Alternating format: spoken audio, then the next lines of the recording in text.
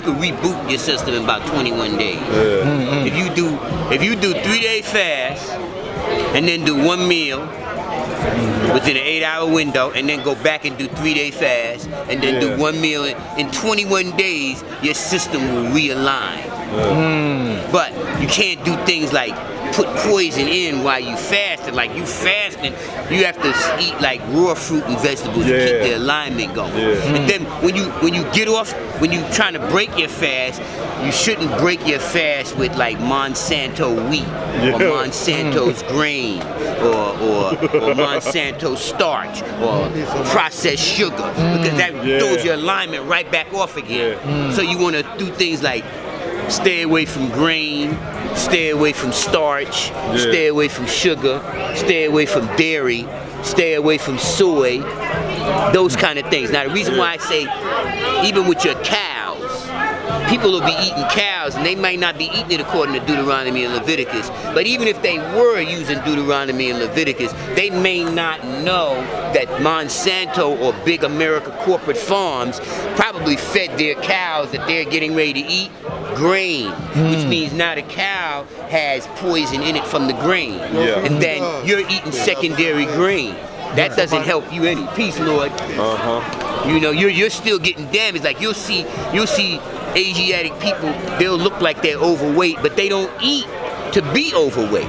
But the grain is creating inflammation in their body, because Monsanto makes wheat. A wheat kernel for Monsanto is about as big as your thumb. A natural wheat kernel from a natural plant, especially the one from ancient Kemet, is about that big. So it's about the size of your pinky. So we won't know. We'll be eating wheat germ and things like that, and we'll be thinking we eating right and exact, but it came from Monsanto. The devil is banging us from different angles. You know, he's banging us with his grain, and he's giving it to us secondary by giving it to the chickens and the cow. Which a cow is really a grass eater. So if you feed him grain, he gets high blood pressure and don't know it. He gets diabetes and he passes it on to us. We got epidemic in diabetes and high blood pressure right now, and we'll be 5% eating according to our dietary law. But we don't know. They done poisoned the animal before we got it, and we going and buying it from the grocery store, not really catching that. You know, so those are little things that you know that we like. If you look at Elijah Muhammad, How to Eat to Live, they weren't doing that to the animals when Elijah wrote that book. So that's why in the 5% we modify things. We adjust. What did he say? If you don't, you'll die. If you don't change, if you don't deal with growth and development and change, as things change, you'll get damaged too. You know, we have to adjust our sights and the way we see 120 based on our environment and what's happening. You know, like when Elijah had 120, it was the world was one way. When the Father had 120 in the 60s, the 9 born in that world is not like this world now. Right? We didn't have internet. 1998, internet came in the homes. We didn't have it like, we had intranet in college, right? We was in college, they had intranet and the big giant cold room. Now it's not like that. It's a whole nother world. Like, look at our phones. Our phone, dude, phone never did this. What's just doing that? So we have to adjust to that. But at the same time, you got big corporate America is trying to use the Georgia Guidestones for real, where it said they want to bring us from 7 billion down to 500 million. Do you really believe that the Europeans are trying to bring themselves down to 500 million, or are they trying to bring the black and brown down to 500 million? Because 7 billion is too many for them to really just go out and kill, so they make us kill ourselves. It's a trip how they doing that shit. Like I've been watching Monsanto and I've been watching Alec. Monsanto, Alec kind of work together. Alec is big corporate America when they all meet together, and Monsanto is big corporate farming, and they meet together. And then they're under the guise of I'm going to feed the world, and that's why they use wheat, and they call themselves feeding the world. But at the same time, the grain that they're using, whether you take that grain and put it in organic soil or you put it in regular soil, as soon as it gets in your body, it creates inflammation. You don't feel the inflammation when you're your age, young.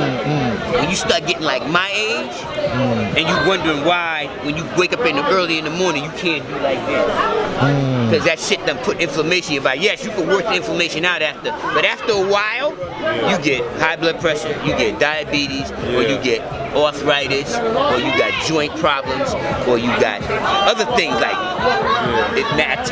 it might not attack your circulatory system, like it might attack my circulatory system and only attack his nervous system. And it might only attack your mental capacity. It might fuck with your Alzheimer's and shit, yes. And then it might fuck with your kidneys.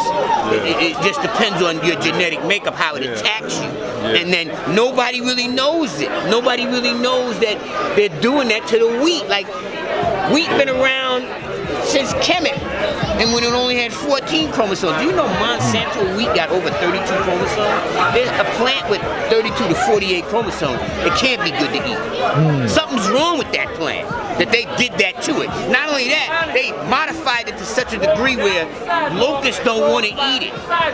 Locusts don't want to eat it. Locusts don't want to eat it. I ain't eating it neither. That's all you need to show me. See, so that's why one of the main frames I use, especially like the guard know when we be working out. First thing I tell y'all work out, you're trying to increase your muscle mass, you keep eating wheat, you're going to become insulin insensitive. You're going to become insulin is not going to work with you. And if insulin can't get into your cell, protein can't get in your cell. And if that happens, you are going to atrophy 42 and up. You're going to start atrophying. You won't know. And you'll be working out saying, why aren't my muscles growing? I work out hard. Because you eat wheat. And the wheat is damaging your pancreas. And if your pancreas is damaged, it automatically makes your pituitary gland damaged. Like the pituitary gland or the growth hormone in your body works based on your pancreas not being activated. So when you eat, your pancreas automatically starts putting insulin in your body so you can digest the food, right? But if you're insulin insensitive, your body can't absorb the insulin, therefore it can't absorb all the nutrients that it needs, and it makes you more hungry, and you keep getting hungrier, and you keep wondering, why am I hungry? Because your body is looking for certain minerals and nutrients, and it's not receiving it. And so now you become obese because your body can't digest the wheat correctly, and so it stores it, and it starts putting it off. And usually with men, we get it right here. And women, they get it here. And so they get it back here too. But look, this is what it is. It's not muscle. It's normally our women get muscle in certain areas, and we get muscle in certain areas. But now we're getting fat in those areas, and you're becoming diabetics is because you become diabetes. Diabetes doesn't come into play until you become insulin sensitive. That's what happens first. You become insulin sensitive, and now you can't work out. You think you're working out, but you're doing nothing.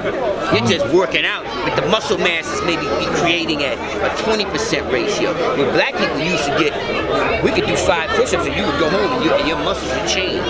Now, you can do 20 and your shit don't, you still good. You're still good. But you watch. I've seen people go from, we did the test. 5'6", 180 pounds. He just used regular conventional workout and regular conventional diet, and he went down 10 pounds, but he couldn't go down any further. When he came and talked to us, we told him what to do. Simple thing. Give up the wheat, give up the starch, give up the refined sugar, give up the dairy, and give up the soy. Immediately he went down to, from January 11th to May, he lost 20 fucking pounds and increased 7 pounds in muscle mass. Just that quick. Ain't insulin sensitive no more. off the diabetes. The other, his little brother, ain't high blood pressure no more. Not on the water pill, as they call it, the water pill. Just simple things like that. Where, you know, the doctors don't want that to happen. The doctors do not want you to not be insulin sensitive, because they know that if you're insulin sensitive, that means that the wheat or the grain is attacking your circulatory system. If your circulatory system is being attacked by the food, eventually what happens is it messes up your organs, and now your organs can't do what they're supposed to do. So if your pancreas can't work the way it wants to work, your growth hormone can't work. Your growth hormone only kicks in when there's no insulin in your body, and the glucose has been burnt out. It takes about 2 hours for glucose and glycogen to be gone. And once that happens, you go into ketose. You start burning body fat for energy. If you're burning sugar all the time, which is grain is sugar, starch is sugar, and sugar is sugar. They're all sugar. They're all, your body automatically turns them into sugar. It doesn't use it for nothing else. Now, green leafy vegetables, remember if you look at the food chart, don't it have grain at the bottom of the food chart? No, flip it upside down. The devil is upside down. Remember, if the devil said that grain was the foundation, then you know that ain't right and exact. And if he tell you that you need to eat wheatina, cream of wheat for breakfast, cereal, cornflakes, Cheerios, all those different cereals that we eat, rice, corn, this, that, and the third, all of that is killing us. There's what they call exceptions to the rule. If Mecca did this.